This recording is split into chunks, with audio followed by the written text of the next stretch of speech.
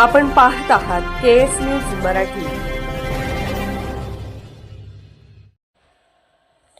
उमराणी तालुक्यात जत येथील श्रीमंत धैर्यशीलराव दादासो डफळे यांचा प्रथम स्मृतिदिन साजरा करण्यात आला।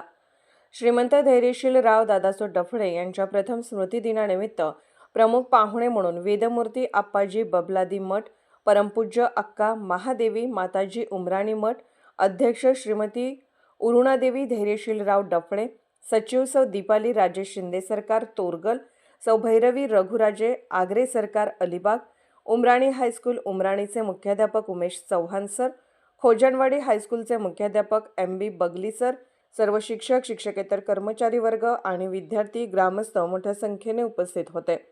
संस्थापक यांच्या दिनानिमित्त विद्यार्थ्यांनी सांस्कृतिक कार्यक्रमाचे सादरीकरण करून आदरांजली अर्पित केली। केएस न्यूज मराठी चॅनलला लाईक करा, शेअर करा आणि सबस्क्राईब करा।